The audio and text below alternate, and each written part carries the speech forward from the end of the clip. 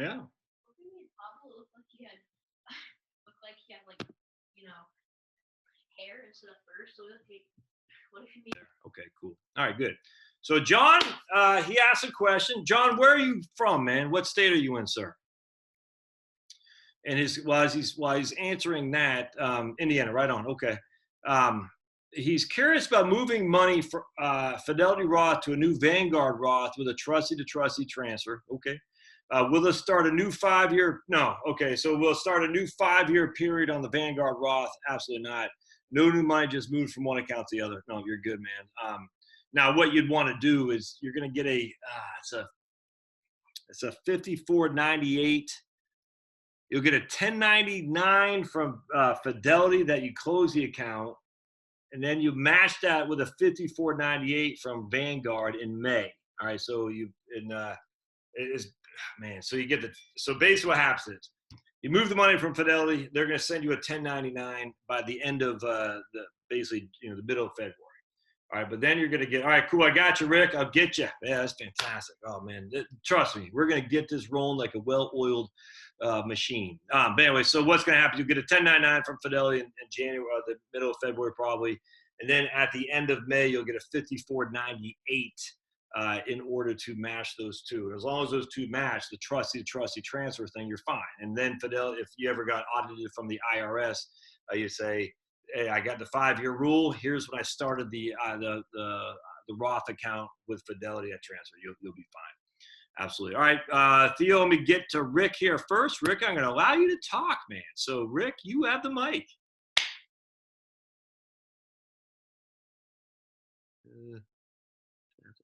The question? Hey, Rick, right on, man. Fire away. Okay. My question deals along with the Roth thing. I currently have one in Vanguard, and I'm getting ready to add this year's money to it. Can I add it to the existing one? So then I would have a 5-year and a 4-year in it? Or do I have to open another new one? Yeah, no. Hey, man, first of all, thank you. Great question. That's yeah, it's cool to have the voice too. That's freaking awesome. I love it. This is where it gets complex, because you're commingling a what's the other one, Rick? Is it a conversion or is it a contribution Roth? Oh, they were both they'll both be contribution Roths. Okay. All right. I just started the other one last year. All right. So this is my understanding. All right, and I'm telling you, I've yet to hear anyone challenge this. Is that what's called a contributory Roth, the one where what you just did. Now, you've already contributed to it. You haven't converted. I don't know why the IRS makes it. I don't know. But at the end of the day, it doesn't matter. It is what they say. You have two different types of Roth IRAs. Contributory, where you're just adding $5,000-6,000 a year, and a conversion, which we're not talking about here. Your contributory Roth, the 5-year rule starts from the very first penny you put into that Roth as a contribution, if that makes sense. So this new contribution you're making will not fall under a new 5-year rule. It'll fall under the initial rule of when you open the Roth IRA, if that makes sense. Oh, that makes sense. That's good. I like that approach. The drawback, and I tell you, man, I've seen this happen. People will take, and they don't do this, they'll take their conversions and they'll commingle them with their contributions. And then it's just, man, what a Charlie Foxtrot. And you're just like, I don't know which is which. And just don't do that. So your contributory one, you're fine. If you're going to convert, then just do a brand spanking new one. All right. Cool. Anything else with that, Rick? No, but I do want to tell you that in the last year, I've gotten rid of my advisor. I've learned more from you than I've watched probably 100 of your movies. I really appreciate you. Hey man, you got about 2,100 left to go, Rick. So make sure you watch those tonight. But no, hey, thanks, bro. That's awesome. I had an email from a guy today. It was yeah, it boggles the mind of just some guy with a dog can be such a help. And I tell you, man, it's humbling, but it's also freaking motivating because I appreciate it. So Theo, I'm gonna mute you again. And I look, I'm not trying to be rude, but I guess if we get done with a question, I'll just go back to muting you. And I'll say, mute to Rick specifically, but just anyone who asks a question, I'll mute you again. And if you want to talk again, just put your hand up again or something like that, if that makes sense. Or just send a chat thing. Look, I love to talk, whatever you want to do.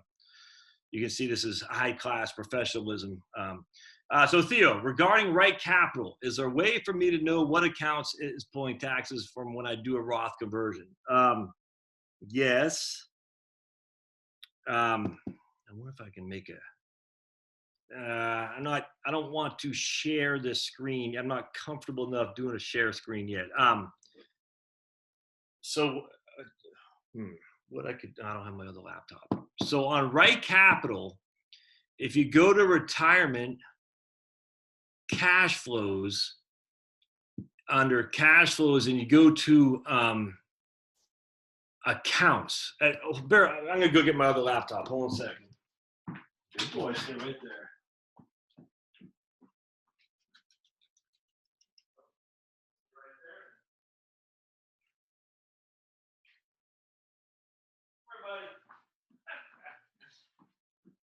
Such a well-trained dog, Pablo. Such a well-trained dog. I asked Pablo to stay there, and he followed me. Jeez. What a nut. All right, so let me go to Right Capital. And the answer is yes. It's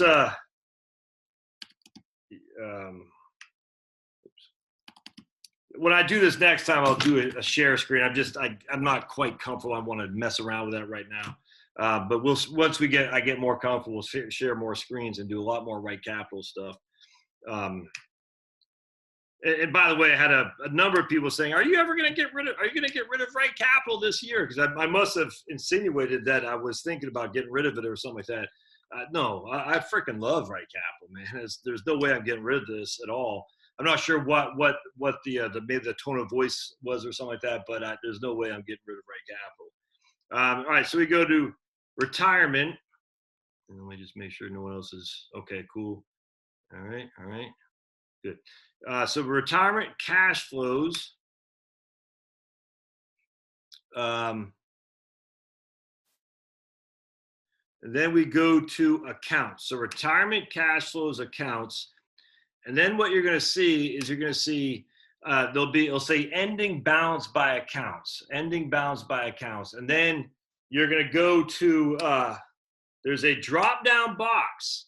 It'll say withdrawals from accounts. And under the withdrawals from accounts, it'll say the money. So a couple things going on here. It's a little bit of a puzzle you got to figure out. But under the withdrawals from accounts, like I'm looking at this guy, and he's taking $50,000 from his account in order to pay taxes on his conversions, if that makes sense. So $50,000 from his taxable account is going out the door to pay taxes. Now, maybe they did change. Hold on a second. Maybe it'll say, no, okay, it doesn't. All right. But anyway, so what happens? The withdrawals, so you'll go to retirement cash flows accounts, and then you'll say ending, you'll go to the drop-down box, withdrawals from accounts, and it'll say what your cash flows, where it's going from what account right there. And it'll tell taxable, 401k, traditional IRA, whatnot. There's something else on this too, is that on the, there'll be another button that says net cash flows underneath that. So, I mean, it's just tons of stuff in here. It's insane how much stuff is in here. Now, at the end of the day, what you really want to do, I wonder if I could blank this guy's out. Oh yeah, here we go. I'm gonna, yes, sure don't have any names in there. Okay, yep. All right, so it's gonna be, I don't know if you guys can see that. I might have to just do a video on that. But anyway, so this is under cash flows and summary. So we're under retirement, cash flows, summary. On the far right, it's going to say net flows. And if you have a negative net flow, in this case, this guy's got 50,815 of negative net flows. That means that money's got to come from someplace, and that's to pay taxes. That's whatever it is. And so we know that he has $50,518 of negative cash flows. Well, that money's got to come from someplace, and that's where you go to. We're still under retirement cash flows, but then you go to all the way over to accounts, and you're going to say, okay, well, where's that negative money coming from? And then you go to withdrawals by accounts, and what you'll see is you got $50,815 coming from his taxable account to cover his negative net flows. So if that's how you do it. I know it's kind of confusing, but it takes a little bit of practice for sure. But I always remember, if under the cash flow summary, you got negative net flows, and you will if you're doing Roth conversions, because you're probably going to have taxes. The tax got to be paid from someplace. Then you're going to say, well, where's it coming from? And then you go to, again, retirement cash flows accounts. So retirement cash flows accounts, and then you go to the drop-down box for withdrawals from accounts. I hope that helps, Theo. There's a lot going on. You'll get it though. It's once you figure it out, it's I don't want to say it's easy, but it's like you're putting the pieces together as a puzzle, so to speak. You can do another Roth with this. Oh yeah, absolutely, Bob. You could. I mean, hell, man, back in the old days, 2 years ago, I mean, at USAA, we do recharacterization Roth, and you can't do it anymore. But what that means is you'd have, let's just say you had 4 funds. All right, so you had a S&P 500, small cap index, emerging markets, and then you had an international fund. So you had 4 stocks, ETFs, and you do Roth conversions. So you have Roth 1 for Bob, Roth 2 for Bob, Roth 3 for Bob, Roth 4 for Bob. And what you could do is you could recharacterize that by October 15th of the following year. Way too much in the weeds here because you can't do it anymore. But essentially, if one of those accounts fell, you could pull it back and recharacterize it to an IRA as if it never happened. Now, you still lost money, don't get me wrong, but you didn't pay taxes on an account that's worth more when you converted it than what you did when it's worth today. It is freaking awesome. I got that strategy from Bob Keebler out of Milwaukee, Bob Keebler, who I talk about all the time. And so that was great because we literally have 4, sometimes 5 Roth accounts.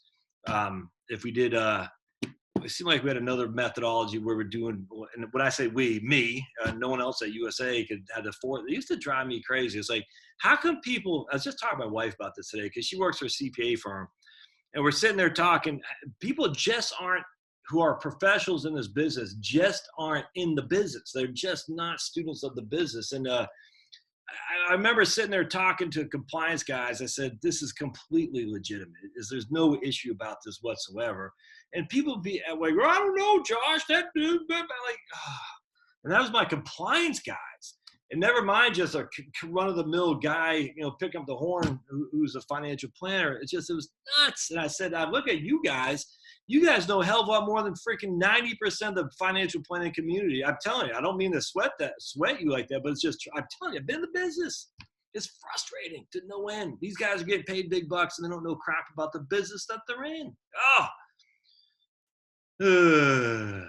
Yeah. So just to answer, continue on, Bob, I'll get back to you here in a second, Dave.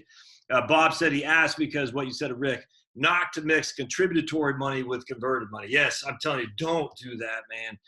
Once the converted money has 5 years behind it, then you can combine them too, for sure. But there's absolutely no reason you can't have 2 Roths with the same company. It's completely fine. Some of the crappy companies will charge you $50 a account. I don't know if Ed Jones does that. I remember at Smith Barney they used to. Actually, I think they raised to $100. Smith Barney. Oh, and that Morgan Stanley now. All crooks. All right, so my man Dave, looks like Dave. Okay, right on. All right, sweet. Got you here. Have you heard anything when they're changing to the 220 version of the 1040? Yeah, have they not done that yet? Let's take a gander. Shall we? Hold on. So Dave's question is, are they going to change the 220 version of the 1040? Yeah, that's a great question. The answer is I haven't heard anything, and the reason I had, because I presumed that would be the change, but let's see here. Yeah, they haven't done that yet. Okay.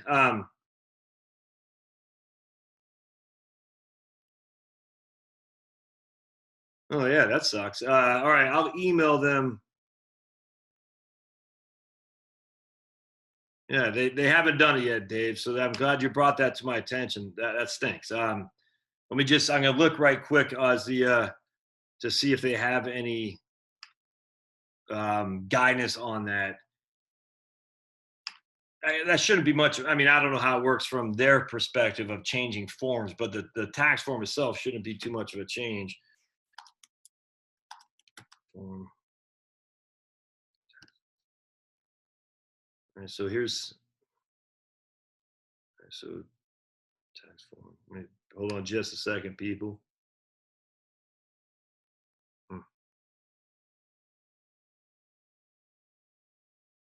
Okay. Yeah, I don't see anything on here. So 1040.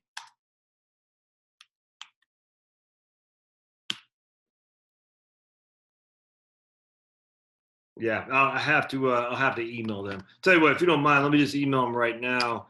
Just bear with me just a second, guys.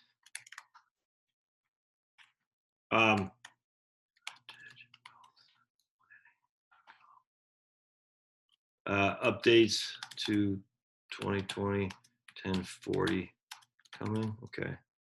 Hey folks, are you all going to be changing the 1040 to reflect the changes for this year? Changes for this year. Okay, cool.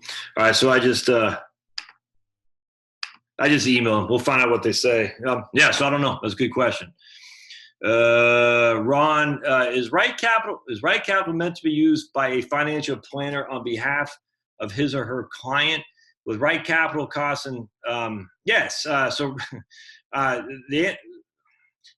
Ron is saying, look, Right Capital costs $125 a month. It seems to be targeted at professionals instead of the average person.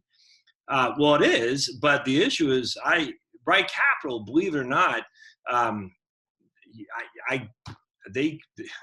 I charge people $150 for a one-time fee. They have unencumbered access to it, for sure. Now you can buy a subscription if you want through them. I got no problem with that, but I don't know why you would do that. I just charge $150 and then I'm done. How much Right Capital? Oh, okay. Well, Dan's, all right, sweet. I have to look at that. How much, what was I going to say? Oh, so that's what I say. So Ron, I charge $150 and people have access to it. They have literally unencumbered access to their one account. The drawback about that, frankly, is a couple things. One is you cannot change the numbers on. I have a specific inflation and a specific investment returns that you can't change. Now you can manipulate it under your own proposed plan, but it's still going to be the basis of a 7.5% stocks, 3% bonds, 1% cash, and I can't remember if I reduced the inflation or not, but anyway, 2.5 inflation, regular inflation with a 5% healthcare. Now, you don't have to remember all that stuff, but basically, you can manipulate your performance based on those parameters right there. You can say, I want to be all stocks, which will give you 7.5% rate of return. I'm going to be all bonds, so it'll be 3% rate of return. But you can't say I'm going to be all stocks to get 12%. The software won't do that because I hold the master keys because I pay that $125 a month. Actually, I think I pay a little bit more. I forgot what I pay. But anyway, so, but for one, and this is what I tell people all the time. I get a lot of people say, well, what if I want to make it so my Roth gives me a better return?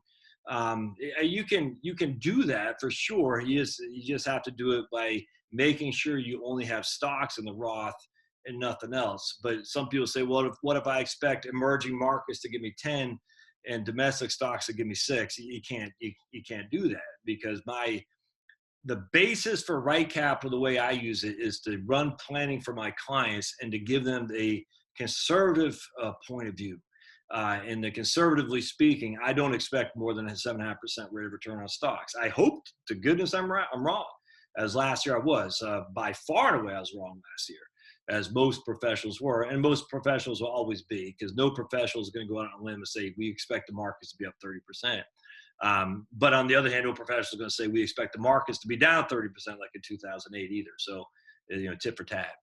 But anyway, don't pay Right. I mean, look, you can pay Right Capital $125 a month. I just pay me. I'll give you access to it. Now, again, the drawback is you cannot change the specific investment performance or the installation. You can't do that. And that, I don't have too many people that get frustrated by that, but just remember you can't. Seems like there's something else you couldn't do in Right Capital unless you pay the 125. I'm drawing a blank what it is. For other people, the Right Capital software is friggin' awesome for taxes, for cash flows. It's incredible for both those things. I love it. In fact, they've added a lot in the last year for cash flow. It's nuts. I bought it for taxes. I'm staying because the cash flow is just they've upped their game big time. Right Capital was underwhelming when it came to Social Security. They're gradually getting better. They've made a couple changes just the last couple of weeks, which is flipping awesome. Estate planning leaves a lot to be desired.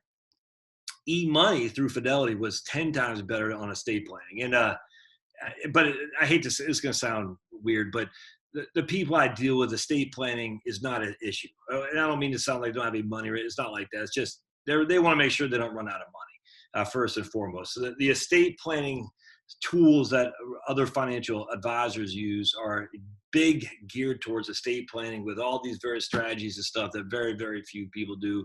Charitable remainder trust, the grantor annuities, just all these things. Like, that's fine. But I've never done any of that. I've been in business for 25 years dealing with multimillionaires for a long, long time. I've never done a charitable remaining trust. I've never done a grantor, grantor retained annuity trust. I can't remember what a GRAT stands for anymore. I never did any of that. But all the software that these guys use do that because that's a way for advisors to go after rich people who they think will spend a lot of money. And I don't have any inclination to do that. The irony of it all is that Fidelity and E-money are now going downstream, which is interesting. They're going to be more of like a personal capital as opposed to an upstream with pretty elaborate estate planning. And I thought that was interesting. So they're going more with a personal capital approach, which is more cash flow and budgeting, which is interesting to me. So anyway, I love Right Capital. Larry Kotlikoff at Maximize Your Social Security. Yeah, Maximize Your Social Security. ESP plan, or is it ES Planner? ES Planner. I don't know what ES stands for. Anyway, esplanner.com. He's got a great program, $45-50 a year. It's freaking awesome, without question. I've never used it other than a test run last year before I hooked up with Right Capital, but it's worth it. So anyway, something for you to think about for sure. Dave says, a lot of that is thanks to you for publishing the videos. Hey, right on, man. So let's see what you got, Dave. I can't click. Ooh, whoa, what happened? I just did something. Hold on just a second.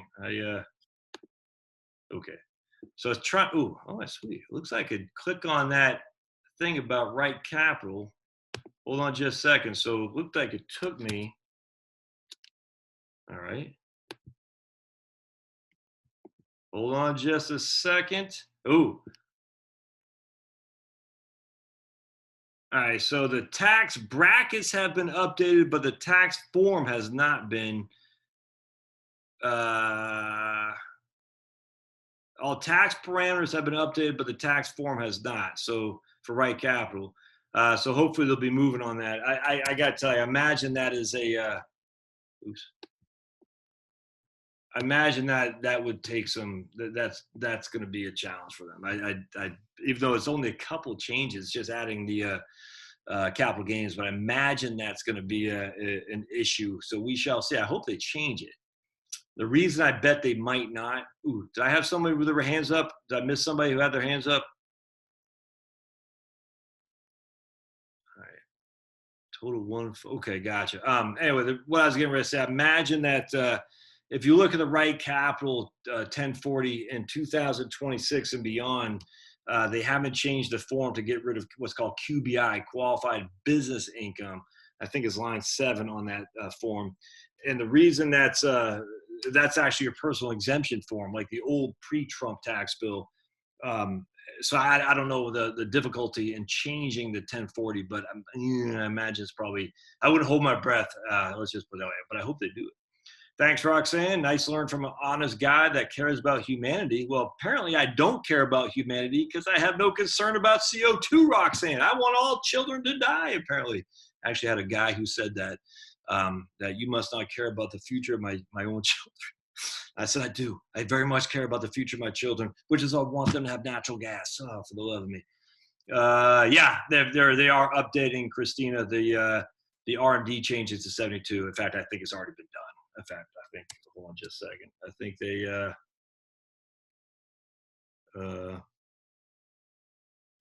hold on, update, Secure Act. It was, yeah, updates. Yep, they have changed it to 72. So required minimum distributions will now begin at age 72 rather than 70 and a half. So, yep, you got it. Oh, all right. Jill's pension packet came today. It's right at 6%. All right. When I could easily live 30 years. When I look at 4% annual withdrawals on the lump sum, it's almost a third less than a pension annual. Is it sounding reasonable to think if you just put the extra income needed from your other savings is no better if I take the lump and bank it? And yeah, I can't remember. Is there cost of living adjustment? Jill, I can't recall. Is there cost of living adjustment? I just think, because I know how old you are, that 6% is tough to beat. I'm going to go back to my man, Harry. Harry moved from Texas to Oklahoma because his wife is from a state north of Oklahoma, and they split the difference of being closer to her fam and staying in Texas. So they moved to North Oklahoma. Anyway, he's annuitizing, i.e. creating his own pension on a pretty sizable 401k. And the reason he's doing that is kind of what you're saying, Jill. He's going to get significantly more money on the front end as a pension, which he doesn't, he won't need the income. So what he's going to do is take the income he doesn't need and just reinvest it. And I actually think that's a pretty good move. So if you're getting 30% more from the pension and you're not spending that, well, you don't have to light it with fire, just invest it. And I just think that's a good move. And I know your situation, so I don't have any qualm with that, because it's not like you'll be annuity rich and cash poor. Is that the right word? Or you still have other investors. So that makes sense to me without question. And I hate to say it, if it's gone by the time you're 65, you don't care. I know that sounds flippant. I don't mean it like that, but you're dead. If you want to make sure you avoid that, then make sure you get a 20-year period certain. A life annuity, a life pension. That means as long as you're breathing, it pays. You're breathing 100 years from now, it pays. You're breathing tomorrow, it will still pay for 20 years. It'll pay always for 20 years or your life, whichever is longer. So, and you're not going to find much of a drop off in income from just a straight life pension versus a 20-year period certain.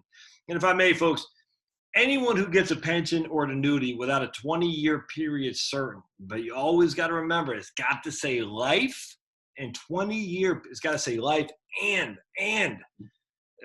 can't just be 20-year period certain, because that means in year 21 it stops. It's got to be life and 20-year period certain.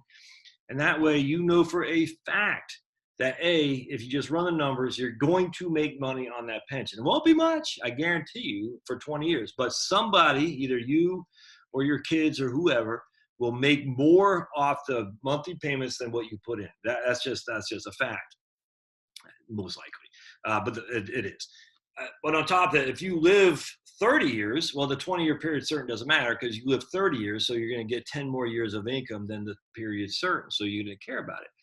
So a lot of people say, yeah, but I'm sacrificing a certain amount of money by putting more benefits to me on it. And when it comes to a life annuity with a 20-year period certain, you're only probably sacrificing a tiny amount of money. It's not like with the military, we got someone with their hand up. Hey, okay, cool.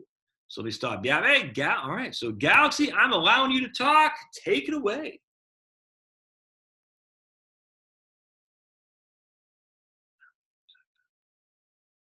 I don't hear you. So Galaxy S9.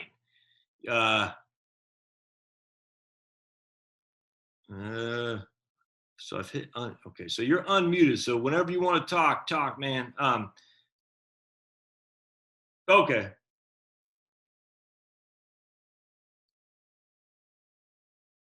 So, okay, gotcha. All right, right on. No, if you got a question, that's fine. That's fine. No, I don't want to put you on the spot. It's kind of fun to have a talking show. I got a talking show. I'm like Bruce. What the hell's that guy's name? Bruce from the old days. Bruce. I want to say Bruce Dickinson, but that's the lead singer of Iron Maiden. Bruce Williams. Remember Bruce Williams? All right, Rick, I see you on there. So let's unmute. There you go. Rick, fire away. Can you hear me now? Yes, sir. Yeah. The problem that I have in my approach is Ripe Capital gave me the assurance that I don't have any issues. Any advice on being brave enough to execute? That's the problem I have right at the moment. Execute off year after year. In terms of like quitting the job or what? Execute? Yeah, retirement in general. Oof. How old are you, Rick? If you don't mind me asking. 64. Married? Yes. And in pretty good health, or? Yeah. I see my man. Well, I mean, okay. I'm just gonna. I don't know how to say this without. I'm just gonna say it, and then I'll let the. So there's a guy on here, and I don't want to say his name, but anyway, he lost his wife suddenly, and he is a very heartfelt question he asked, and anyway, long story short, just lost his wife, and he said the golden years, all the best laid plans, and that breaks your heart, man, and that breaks your heart, and that because this guy raised many children, and I'm sure he busted his butt to plan for the day when he and his better half could enjoy the time together. And that sucks. And now my sneaky suspicion is this guy probably had a lot of good memories with his beautiful. But at the end of the day, I don't know. But I will say is that I had a good friend, I still do, a good friend of mine back in Virginia. Her name's Nina. And she was actually a true friend of the family. One of her sons bought our vehicle, just a great friend of the family. And she remarried this guy. And she had a hard life. And anyway, long story short, she remarried a guy who was a nice guy. And I remember she was a nurse, and she was 60. She was, or maybe 58. I'm getting beat up, lifting people up and stuff. And she goes, I don't know if I should do it, but I'm worried about retiring. And I said, Nina, just you got to retire. Hey, long story short, she goes, but I just want to go on a trip with Tom. We want to go to the Norwegian, was that Norwegian cruise thing? And I just want to do that, but I just worried, Josh, blah, blah, blah, blah. And anyway, long story short, I was able to convince her to retire. And I don't mean, like I said, it wasn't like, hey, it wasn't like that. But I just said, you're fine. A year and a half later, Tom had a heart attack and died. And and the one thing she said to me, which stuck out more than anything, was she was so happy she was able to take that Norwegian cruise with Tom and go all over Europe. And he was only 67. And I think Nina at that point was 60. And I tell you, man, that was the best financial planning I've ever done in my life. It had nothing to do with investments, had nothing to do with life insurance, had nothing to do with the fact, just some basic old-fashioned cash flow. And to give her a kind of a gentle kick in the behind and say, you're going to be fine. And the reason she was going to be fine is because she has no mortgage. It all comes back to not having a mortgage. And she had someone. And anyway, I just, I don't know. If that's what it takes to recognize that, life is fleeting. And look, you're older than me. You're 15 years my senior, but having been in this business long enough, I've seen just, heartbreak of people just passing well before their time. And it breaks your heart, man. It does. And you don't let that happen to you. And I don't know what you have planned. If you and your spouse have great ambitions and whatnot, I don't know, but as just spend some quality time. And then, worst case scenarios, you go work at Walmart. I mean, work is always an honorable thing. And if it takes that, you got to go back to work to Walmart, freaking greeting people and make a smile on some little kids' faces and getting a lollipop. Is that the worst thing ever happened? No. Anyway, I hope that helps, man.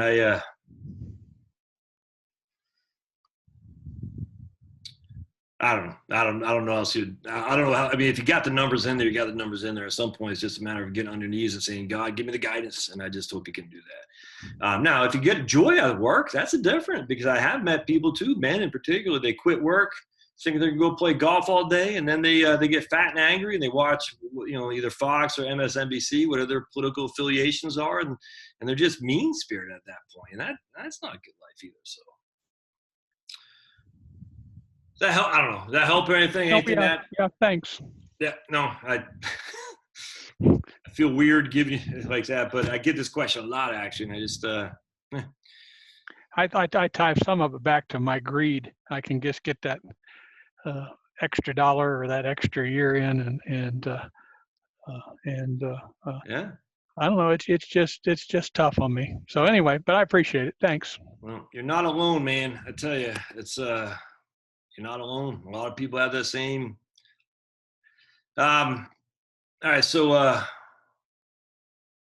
don't want to make this a jubilee thing, but I just if I don't think it's greed, Rick, and I don't think it's doubt either. It's just you've worked your whole freaking life. How do you go from that to not doing that? I mean, just I muted you, but I don't know if you're still had anything. But how do you go? I don't know. I mean, because I've been working. I interviewed a guy today, which I'll post tomorrow, and he's similar background to I. And you just work your whole life. It's just what you do, and the idea of not doing that's a challenge, and that's the other alternative for quitting, because you're like, what do I do? So Theo from Texas, he loves Right Capital and very grateful that you allow us access to it for a reasonable fee. Thanks, Theo. I love Right Capital. My mission has always been to help people see that they can retire. And if Right Capital for $150, look, man, for you, it costs $150. For as many people as buy Right Capital for me, it's actually pretty profitable for me. Let me put you that way. And it doesn't take much to set up and all that. I don't get too many stupid questions, and I hate to say stupid because it sounds demeaning. I don't mean like that, but every now and again I'll get some guy, but that's like once every 3 weeks or something like that. But for the sense of assurance that someone can retire for $150, and again, I'm using real conservative numbers just to reiterate: 5% healthcare inflation, 3% general inflation, or is it 2.5? I think it's 3. 3% on bonds, 1% on cash, 7.5% on stocks.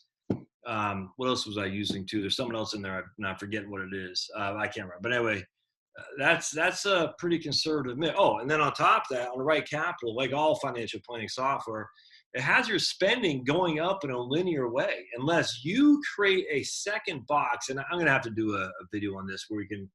I'll share some strategies here, but unless you create a second and third box, so let's say you're spending $50,000 a year when you hit 65. All right, so the Right Capital is going to assume you're spending $60,000 a year, $50,000 a year, 53, 54, and go on until you're 100 years old or die or whatever. Well, that's not likely to happen. So what you got to do is you got to go manually and create a box where now your spending kind of goes like that, adjusted with inflation. And unless you do that, the Right Capital assumes that you're going to continue to spend on the same amount for the rest of your life, adjusted for inflation. And there's no evidence of that happening at all. So that's another reason why I'm pretty comfortable with Right Capital, because I'm very much erring on the side of caution. Let's see here. All right, so Jill says, I was just saying, if I took the lump sum and put it in a safe fixed investment and took the pension amount annually from it, I've exhausted it in the first 10 years. Yeah, no, I 100% right, because you're taking 6% a year out. That 6% a year, you're not getting 6%. So yeah, right on. Is there a Google Groups forum for Right Capital software? There is.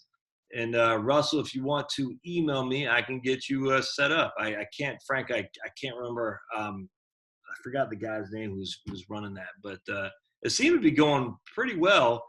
I was getting inundated with I was just getting inundated, so I just took myself out of it. Not with it was I can't remember what I was getting into. I must be getting like 15, 30 emails a day on that. It was crazy. I said, I just got to leave the groups. I don't know what's going on with it. I'm happy to add you to it for sure.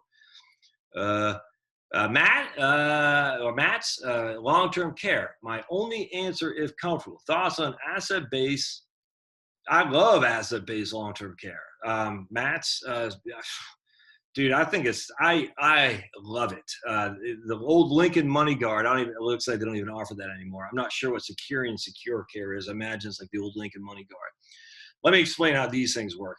I'm a huge fan of this because I am not a huge fan of a long-term care insurance policy, even though we have one. Josh and my better half, Charlotte, have a long-term care policy, which I will certainly drop 7 years.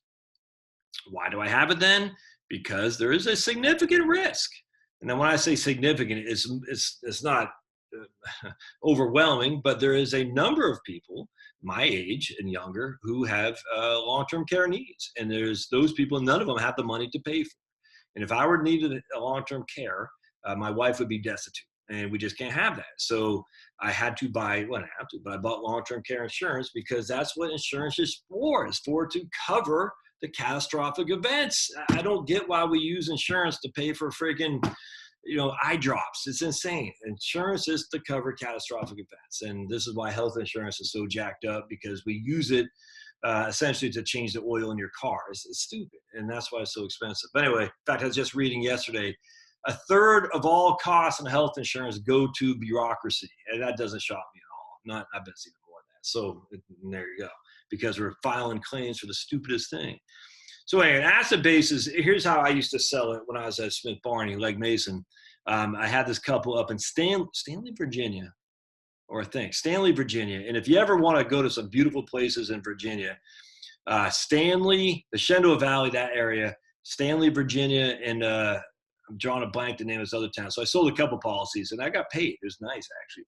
But anyway, so what would happen is they each put $50,000 into a life insurance policy. So they had to get underwritten for life insurance.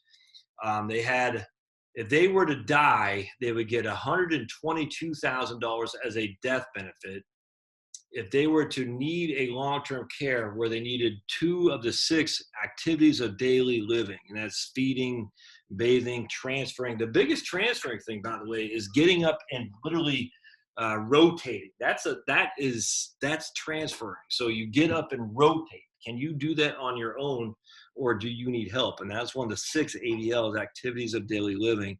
And if you couldn't do 2 of those and you needed to have long-term care, it would give you, I want to say, $266,000 of this pool of money that you could tap into to cover your long-term care. And so basically what's going on here is 3 different methods. They could always have access to their initial premium, and of course they'd lose all the insurance. So they had $50,000 of what they contributed, and they would always have $50,000. That would always be there. That never goes away. So they know for a fact they can always have access to the principal. If they die, their surviving spouse gets, I think it's like 2.5 times what they put in, or something like that. And this is well over 10 years ago, so just keep that with a train of thought. But anyway, so there's a death benefit too. So if they don't use it, if they don't use it, they know they're not wasting it like I'm wasting it, because I'm paying a premium, which I don't anticipate using. And then number 3, if they did use it, they had a pretty large pool of money they could tap into. It's called an accelerated death benefit, and I don't know what else they call it now, but that just meant they're basically pulling money out of their death benefit to cover long-term care. And now they also had to get underwritten for long-term care as well as life insurance. So the underwriting was a little bit harder because, remember, the 2 things are competing. Long-term care companies are worried about you living too long. Life insurance are worried about you dying too shortly. And so the life insurance wants to assume you're going to be long-lived, so they have more premiums to capture from it and more years for which those premiums will generate revenue for them. Long-term care is worried about you living too long, where they have to pay those benefits out for a significant amount of time. The best thing about the asset-based one, though, is that they know exactly what the risk is. The long-term care company knows they are on the hook for, in this case, $266,000. And the likelihood of them actually having to pay that out is quite low, because we know there's not very many people use long-term care. And the ones that do don't use that much money. And so in this case, Lincoln said, we're going to take I think these guys are in their mid to late 50s. We're going to take your $50,000. We're going to invest it, and we're going to assume we get 7% a year, which means 50,000 will grow to 100,000, we'll go to 200,000, we'll go to 400,000, essentially by the time you need long-term care. And we'll pay 266,000 out, but not likely, but that will be the max we're on the hook for, and we can pocket the difference. It's a wonderful proposition for the insurer, and it's a good proposition for the insured, because the insured knows they have a pool of money to cover them for the vast majority of the risk that's out there, which is great. So I'm a huge fan of it, Matt. So I think everyone should get one if they have the cash flow. I absolutely do. The problem is, can you get underwritten?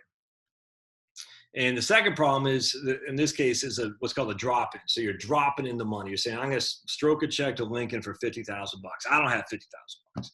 And a lot of people don't. So then they have to pay monthly premiums, which puts some limitations on the benefits of those policies. But I'm a huge fan of it. Right on. I just think the pension is the way to go, Jill. I emailed you that before. So I'm 65 and a half. This is John to you, Rick. Expect to work at least until next January. Not sure if I'll leave then or not. My issue, champagne appetite and beer budget if I retire next January.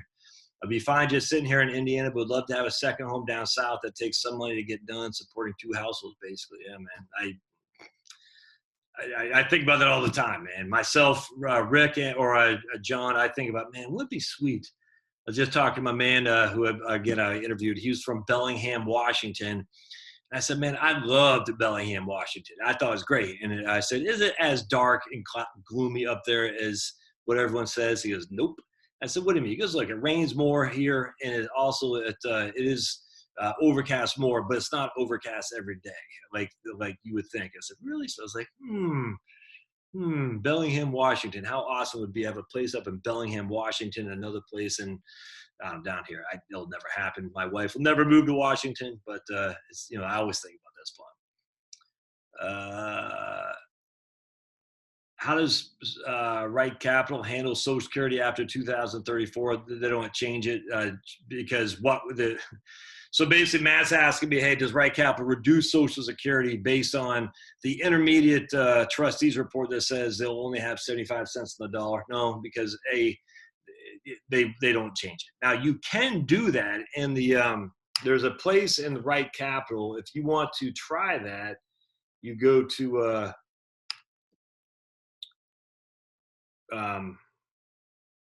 there's 2 things you can do. One is you can just create your own Social Security amount by reducing it by that amount in 2034. I don't think you should, but you can go to retire. I think it's retirement.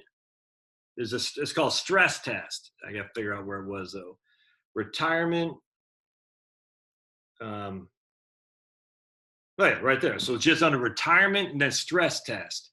And there's these slider bars that you can, say Social Security, reduced, Social Security will be reduced by 20% is the default.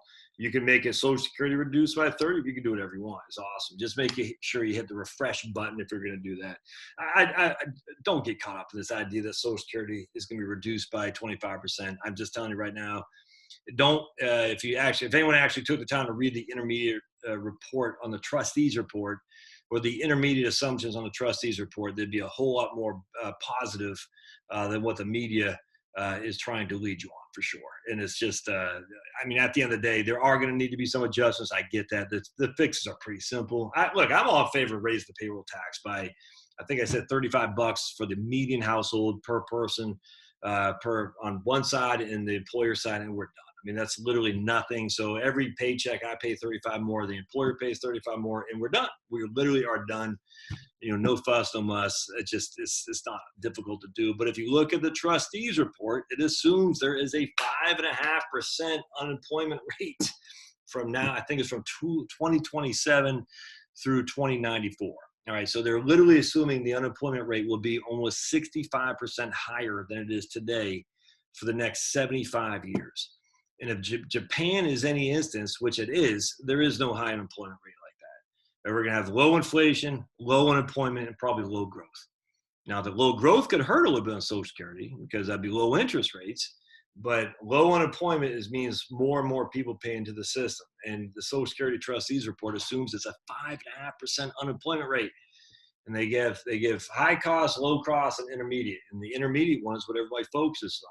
And if you look at the low cost one, it's a 4.5% unemployment. And we're at 3.5. And Japan's not anywhere near 4.5. Japan's like a 2. All right, good question, Bob. If we're ready to drop a whole life policy, it's a cash value taxable. Whatever is above Your basis is ordinary income. Yes, sir. So you'd have to call them and say, what's my basis? 22,000, and your cash value amount is 24,000. I'm just using, I don't know if that's the numbers. You got $2,000 of ordinary income. That's a return of principal. That's ordinary income tax. The 22,000 is return of principal. Be advised. Still to this day pisses me off. I had a tax guy in New Jersey who I did this exact same thing for, and he didn't. This is, I'm telling you, man. He did not, he's a CPA. He did not know that the return of principal rules on us cashing out a life insurance, how it worked. And so when I cashed out my life insurance, it was like 13,000 bucks. He thought it was all taxable. I was so mad. I said, how can you not know that, man? I know you're giving it to your assistant to run the numbers. I get that. How does your software not know to ask at least if this is anyway? So just make sure, Bob, if you're doing it, you recognize the difference between principal basis and gain, because you only have to pay tax on the difference there. Right on. Jill says she's in Indiana too, right? And retiring in February. 56. She just decided for her it's time to enjoy life, and freedom was way more value than the other things the extra money could buy. Yeah. Yeah, right on. There's Jimmy, my man Jimmy. So this is the Right Capital Group, and Scott runs it. That's right. Thanks, Jimmy. Who asked about that? Anyway, hope you get that. Russell. So there you go, man. Russell, there it is. Hope you're still on here. Yeah, all right, cool. So hopefully you can see that. That's fantastic. So it's just email scottbrc@gmail.com. scottbrc@gmail.com. That guy's been freaking, he's been kicking ass and taking names for sure. Yeah, right on, cool. Right on, Russell. Jill, I hear you for sure. Good thing we don't have winter anymore. Yes, right, exactly. No more winters. Thank you, CO2. I was pleasantly surprised when I worked on my expenses that you were correct. There's not as much as one would think compared to my income. Was it you who sent that to me, Rick? But someone has sent me their breakdown of expenses relative to their income. And I did a video on that because I just thought, I can yap all day long, but I'm not retired. I mean, I quit my crappy old job to do this. But man, it was great because the guy was literally showing you that, he ran out FICA, his healthcare, and all this stuff, and what he was making, I think $96,000 a year, and now he's living fine on freaking like 48. I can't remember what it was, but like half that. It was awesome. All right, and he's like, because he has no mortgage, no taxes, no mortgage. Oh, make sure I'm not missing anybody here. All right, if anyone wants to talk, let me know. Many stories in the media are pointing to the last 50 years of market performance, and that an expensive market results in very low stock market returns over the next decade. Conversely, a cheap market means results in much higher returns over the next decade. I completely agree with that. So I'm going to stop for a second there. I'll read the rest, but the idea is high valuations lead to lower returns. Low valuations lead to higher returns. I completely agree with that. They're missing something. If correct, the current stock market is so expensive that the next decade won't be pretty. I'm 58, and it'd be terrible if the scenario proves to be correct, just as I'm looking at retirement. Now, he doesn't trust the media, as you should not, but I would be interested in your thoughts. So just real quick on the media, all three sectors of the media are incredibly biased, incredibly left-wing. That's the financial media, the mainstream media, and then the sports media. They're all left-wing. It's all there is to it. And in left-wing or right-wing, even some of the right-wing guys who aren't in the mainstream media, but they're there to scare you. It's all there is to it. That's how they get clicks. If it bleeds, it leads, and they all can kiss my butt. That's the right-wing media too, because I sit there and I'm reading these, Breitbart. And I like Breitbart for the most part, but I'm like, they're yapping on various. And if you read the freaking articles, it's like that's not what happened. Like, look, the Pope can drive me crazy, but this idea that the Pope is saying you don't need to proselytize, he did not say that. He said, live as a good Christian would do before you start yapping. That's what he said. And Breitbart's like, oh, the Pope says you should. I was like, that's not what he said. I hate that kind of stuff. Anyway, and the left-wing media obviously dominates. So when I say the right-wing media, it's a sliver compared to the huge mountain of the left-wing media. I just read the freaking articles. But anyway, The problem with the low valuations to high valuations is 100% true in a vacuum, right in this box. What they're missing is the alternative investments, bonds. This is what's crazy. I don't get why they do this. The PE ratios of stocks, we'll say it's 18. All right now. The PE ratios of the S&P 500 is 18. Historically, it's about, we'll just say 15. It's about 15 and a half. So we're tracking at a significantly higher PE ratio than historical norms. So let's just say 3 divided by 15 is 20% higher price to earnings ratio on the S&P 500. Yes, but what's the yield on the 10-year treasury? Well, if we take our trusty Apple, I guess Apple app, and we look at the stocks on Apple app, the 10-year treasury is at 1.874. 1.874. So what has been the historic 10-year treasury? It's about 5 to 6, 5.5 to 6. So if the yields on the S&P 500 are from a dividends is only 2.5, and the PEs are 18, that's significantly lower from a dividend yield perspective and significantly higher from a PE. True, but significantly lower relative to the incredible price of bonds relative to the yield you're getting on bonds. And this is what people always have to look at. Okay, if stocks are highly valued, that sucks. But unlike in 1982, where stocks had a PE ratio of 8 and bonds had a 15.25, a 30-year treasury bond you could buy for 15.25, we're not anywhere near that. It's the exact opposite now, where bonds are way high value compared to stocks. It's not even debatable. And then the third one would be real estate. And third, no one says real estate is cheap. So the idea that stocks are expensive, yes, to historical norms, but what's the alternative? Bonds? Well, bonds are freaking 20,000 million times more expensive than stocks, without question. And real estate? Okay. So anyway, I don't find that to be an issue at all. I mean, I guess, we're not at an 8 PE like we were in 1981 and 82. I get it. But you're not getting 15.25 on a 30-year bond. So, I mean, so that's kind of going back to where I say 7.5%. Earnings growth plus dividend yield, that's your returns. Earnings growth about 5, dividend yield about 2.5, and that's a fair and reasonable return for stocks for sure. And I don't think you get much more. I don't think you'll be getting much less on a historical 10-year time frame. I think a 7.5 is absolutely adequate, and I don't think that's unreasonable for sure. I think we got someone. Hey, Arkansas Bob, unmute. All right, Bob. So I think you got it. Fire away. All right, Josh. First of all, thank you so much for hosting us tonight. This is awesome. Freaking, this is awesome. I love it. So, question. Hopefully, we retire in 4 years. We're going to, and we've talked to you about this before. Yeah. But live off the IRAs from 65 to 70, take Social Security to 70, blah blah. Question. We're looking at Social Security as our bond, like you've talked about, and basically close to 100% in the market with our stuff. But I feel like I need to start moving some to cash. Okay. Is it too soon, 4 years away? Is that a little too soon? Or if I started moving some stuff like for 2024, which would be the first year we're retired, should I put some of that in cash? I saw an answer you gave on somebody several months back about put it in a Ginnie Mae, as your cash. And then stuff after that, maybe the next year, Vanguard has a life strategy fund, which you've also done videos on. They've got one that's an 80 bond, 20% stock fund. So I'm going to be quiet. What should I be putting my money in? Not to be greedy, but not to be dumb either, and just have stuff sitting in nothing, for 4 years or more. No, I don't think it's too soon. You're probably right on the what's the word, the line there, Bob. I think better safe than sorry, frankly. Well, I'm just thinking things have been so good that we got to have some pullback sometime.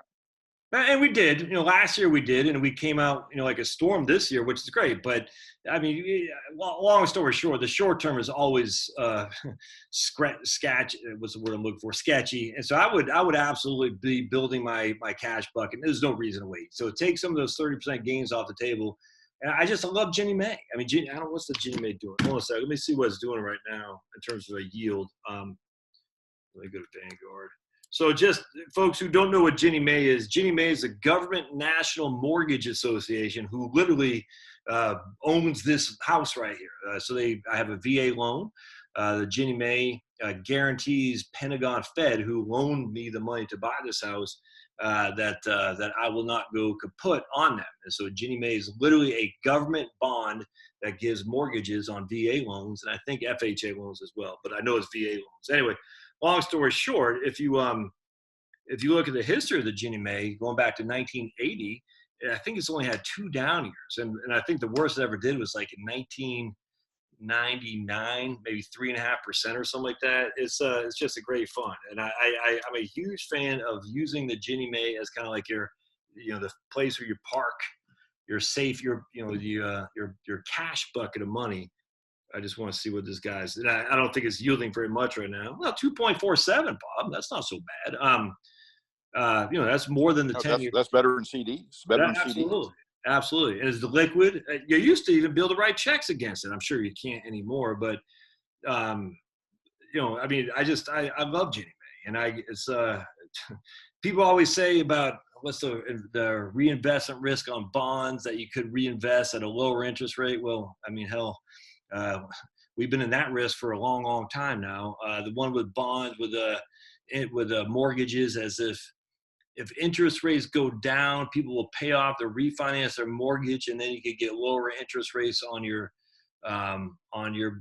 Ginnie Mae because people are refinancing the mortgages. Well, I mean, we're pretty low right now too. So, that's always a risk. But I mean, how much lower can it possibly get? I don't know. But man, we're already scraping the bottom. So 2.47 on a liquid account. Government bonds. These are literally the most risk-free investments there are in terms of solvency. I'd start. If I got some gains on the table from last year, which assuredly you do, pop some of those over to the Ginnie Mae and just start building that portfolio for sure. I got no qualm with that in the least. Okay. Well, Yahoo Finance on the performance shows like a -2% like 10 years ago, and then like a minus 0.95 20 years ago, and that's it. That's it. Yeah, it's nuts. And it's funny, when I was first introduced to Ginnie Mae when I worked at Vanguard, I'm sure I shared this with you, Bob. If not, or if I have, just pardon me. But when I first came across Vanguard, it was in '97, and when I was working at Vanguard, '98, something like that. Anyway, Ginnie Mae was paying about 6.5 or something. I remember thinking, man, I just want $1 million by the time I'm 65, park it in Ginnie Mae, and I'll get $65,000 a year in interest, and I don't have to do anything. And now, just shows you how low the interest rates are. Going back to what someone said about the stock market, Ron, about the markets being overpriced. Well, Ginnie Mae 22 years ago was paying 6.5, now it's paying 2.5, and so that's the concern we have. Is the stocks are highly valued relatively historically, but the bonds are freaking exponentially higher value. So that's a tough one. But at least with Ginnie Mae, for a fact the bonds aren't going bankrupt. You're guaranteed to get interest, and on any given year you could be down a little bit, but I'm very comfortable with that for sure. Anything else? Am I still on? Yeah, Oh, yeah. okay. Yeah. So Yeah. So in videos along that same line and on that same thought, you've talked about laddering CDs. Yeah. So if Ginnie Mae was my 2024 bucket, and I wanted something a little more risky for 2025, would that life strategy fund be okay? Exactly. No, that's right on. Absolutely. Yep. 100%. The life strategy is perfect because it's heavy in bonds with a little bit of stocks, and they're gonna have some corporate bonds in there as well, which have a better yield. Absolutely. So Sure. that's a great strategy in my opinion. I'm not a fan of CDs relative to Ginnie Mae. I mean, because hold on. I'm looking at Navy Federal right now. Well, maybe I am. Navy Federal has certificates. Oh yeah, no, that's not good. So they got.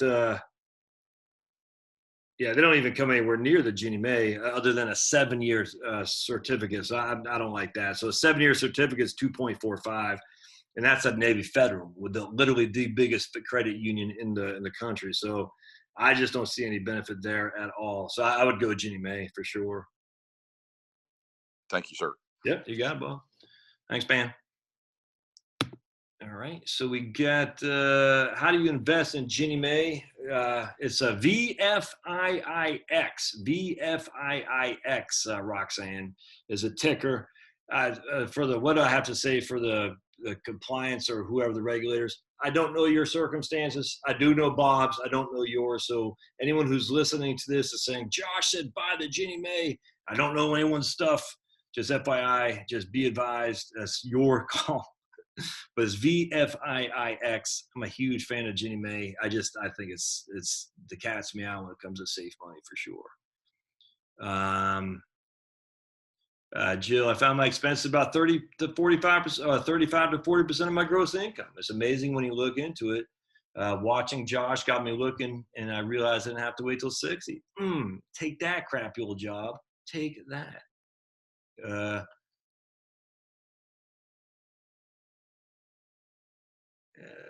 Yeah, here we go. Right Capital has a bad decade followed by a slow growth scenario under the retirement comparison scenarios. I'm surprised it did not make as big a difference in the final 30 years as I would have. However, I have 90% of my income covered by Social Security and annuities. John, everyone's flipping out about the market declining. I'm like, if you got 75% or more of your income covered by Social Security, pensions, or annuities, who cares? I mean, literally, who cares? I hate to say that, but I'm talking to a guy tomorrow in California. They got like 65% of their income covered by guaranteed funds, and they want to spend a lot. Maybe I can't remember, but they want to spend a lot in the first 10 years of their retirement. And I said, man, go crazy. And if the market goes south, well, cut back for a year. But you have all your bare essentials covered, and if the market does normal, you'll be fine. If the market gets killed, that sucks, but you still have the food on the table, all the bills paid. You just can't go on those, elaborate vacations. It's not a bad life. We got, hold on just a second, Rich.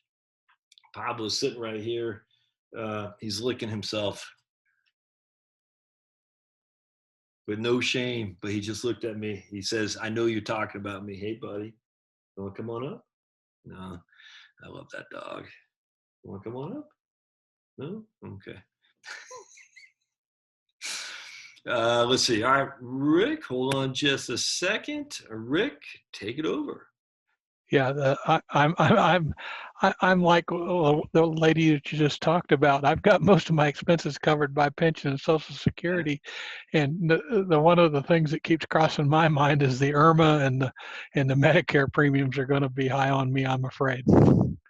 And there's nothing you can do about it, but I guess it's not a bad place to be also. And don't forget this. I mean, at the risk of sounding flippant, it's not that much. I mean, I know you're going from, unless you're, let's just say the maximum you're going from is 135 for Part B.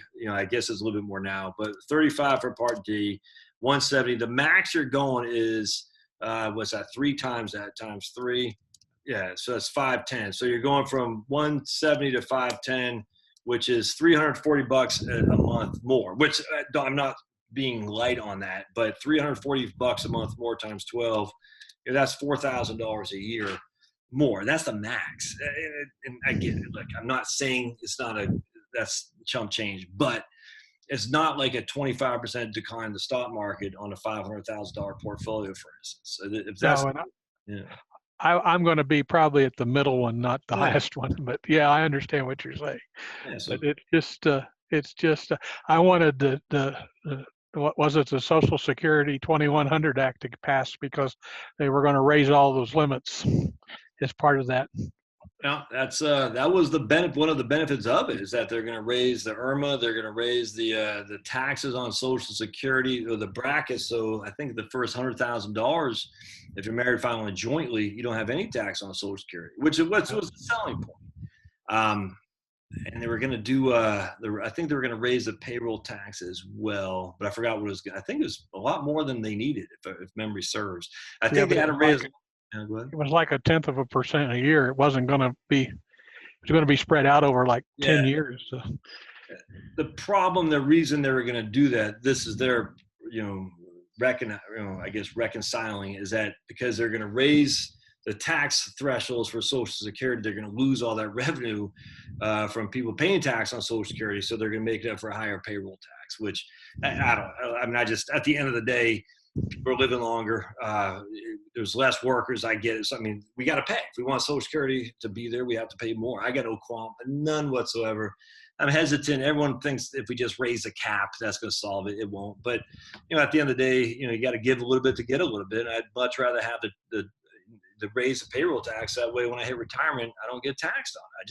I think that's just fair. But it doesn't look like that's gone anywhere. I don't think it passed the House. I'm not even sure it came out of committee yet. It was even. I don't think this. I still think it's sitting there. It's the weirdest thing. I wish, look, I'm on the right. I mean, I don't deny that, but I think Trump is missing a huge point. I just think he could solidify his legacy by being the guy to solve Social Security. He can pull the Republicans kicking and screaming for a small payroll tax. He can pull the Democrats kicking and screaming for increasing the limits on the taxes of Social Security. And he would just, I don't get why. I don't get the political thoughts on this. And I'm not a hugest fan of what's the guy's name, Larson's bill that Devin Carroll interviewed for him. I liked it. I'd rather have that than nothing, I think. But I don't get why that's not being discussed more. It's crazy. Yeah. I appreciate it, Rick. Anything else? I still got the. No, you can mute me. Sorry. Oh man, that's. I don't like to hear that. So, am I understanding correctly that when we take Social Security at 70, they'll add the COLAs going back to age 62? Yeah, absolutely. Actually 60. So what's going to happen, Bob, is they stop using their average wage index to increase their benefit at the age of 60, and they instead transfer that to COLA. So they're not adding it back. They're just saying what you see today for your future numbers do not reflect the addition of COLAs, if that makes sense, which is, I did a blog post a while back how Social Security undersells itself. And this is one of the things. I'm only getting $2,700 of Social Security. That's bullcrap because my IRA is going to pay me $2,700. Well, the problem is you're using an inflated amount for your IRA and you're not using an inflated amount for your Social Security benefit. So you're comparing completely apples to oranges. And I don't know what the solution there is, but you're right.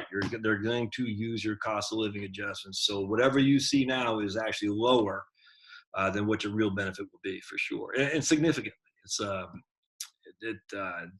just odd to me. Anyway, do you foresee a scenario where the feds would chop social? No, I do not see a scenario where the feds would chop Social Security benefits. There's no way that's going to happen. The voters are older. The voters who are older vote en masse. And the one thing is witnessed by Dan Rostenkowski in 1989, a liberal congressman from Chicago, literally being chased out of the office or giving a speech to seniors for wanting to propose changes to Social Security. And then George W. Bush, who was going to spend his capital, his political capital, on reforming Social Security. And that was a dud. It's not going to happen. If anything, they're going to expand Social Security. We'll see if that goes to fruition. But they're not cutting the benefits. What they'll do is what they always do: is they back end tax, i.e., they don't increase inflation rates for taxes. All right, like alternative minimum tax and IRMA. Initially, IRMA when Obama? I think it was Bush had IRMA adjusted for inflation. Obama did not adjust it for inflation. Then it was Paul Ryan and Obama in 2015 where Ryan said we need to adjust the IRMA rates for inflation. So basically, Social Security, alternative minimum tax, and the initial IRMA is just an excess Medicare charge. They weren't adjusted for inflation. So we are literally using the same tax brackets on Social Security that we did in 1983. It's inexcusable. It's inexcusable. It's actually is dastardly. And that's why they're raising so much money from Social Security because, Grandma Jones is having to pay tax on it. It's freaking bullcrap. It actually infuriates me. And yet they care about the middle class. Oh, bullcrap. It's insane. It's insane. And they know what the hell they're doing. And then thankfully, though, Trump got the AMT squared away. So that's adjusted for inflation now because that was not either. And more middle class people were being sucked into AMT. That's exactly what they're going to do with Social Security. They're going to do something where it's not adjusted for inflation. They're going to sell it to us like, oh, only 5,000 people are going to have to pay tax on this. What are you worried about, Josh? Because I don't trust you guys as far as I can kick you, because I see exactly what you've done and all these other things. The AMT, only 300 families had to pay taxes under the alternative minimum tax. Why would I care about the AMT? I'm not one of those 300 families. Yeah, fast forward freaking 40 years, and I did have to pay it in 2017, and it cost me $8,000 or something like that. Freaking scumbags. And then you got Social Security. Only the rich people had to pay for Social Security taxes. Yeah, well, Grandma Jones ain't rich there. Ronald Reagan and Bill Clinton, and now she had to pay tax on her Social Security, and there's not a damn thing she can do about it because she's already retired. And now all her money's in an IRA, and IRA is adding to a taxes. So that's how they get you. They don't get you the tax increase. They certainly don't get you the benefit cut. I mean, you want to talk about revolution. I wouldn't take for that. I say, you're freaking crazy. You're crazy. I'm not taking for a benefit cut of my Social Security. Kiss my butt, the congressman. It gets me fired up. Sorry to be all sanctimonious here, but it's not going to happen. It's not going to happen. They're going to do it other ways. And the other ways, Frank, would ultimately be, look, man, at the end of the day, the wealthier are going to pay more. You can see that a mile away. Is no getting around that. And I don't know what the wealthier will mean. I literally don't know. I've come to the conclusion that, at some point, there's going to be a tax hike to some regard on somebody. It's going to be, payroll tax a little bit. And I don't have any problem with that. It might have to be a little bit of income tax on the wealthy. I don't know what the wealthy is. Maybe people making $1 million. I don't know. But yeah, because they don't pay their fair share, which is silly. But, politics are what they are. I mean, the wealthy have the money. They don't have the votes. The poor people or middle class have the votes without the money. So it's, don't tax you, don't tax me, tax that guy behind the tree. That's what's going to happen. And that doesn't mean it's necessarily a bad thing. Just it's going to happen. Well, they're not going to cut benefits. All right, my friends. Well, I guess that's it. I'll probably do this, twice a month, once a month, whatever you guys feel. This is fun for me because we got a more select group of people who I know. I see my man Jose on here. Jimmy, I know. Not all of you I'm not all that familiar with, but I hope to be. And I certainly appreciate you all paying me money. $10 a month is money for me. This is time well spent for what you guys are doing. I like the fact we can do where you can talk. I think that's pretty cool. I like the fact more of just a dialogue other than me just yapping, which I can do the best of them, which could bore you to death. But anyway, any ideas? And maybe what we'll do is I'll throw a Right Capital tutorial in there one of these days where we just go over Right Capital with just us, if that makes sense. That'd be kind of cool. And then, we can do it where I'll learn how to screen share on this, and then we can do Right Capital. And then, we can kind of go over a case run or something like that. That might be kind of cool. Anyway, if any other suggestions, I'd love to hear them. All right, man. Thanks, guys. Appreciate y'all being here. Absolutely, Dave, and blessings. All right, we'll see you. Now I got to figure out how to turn this off. See you guys.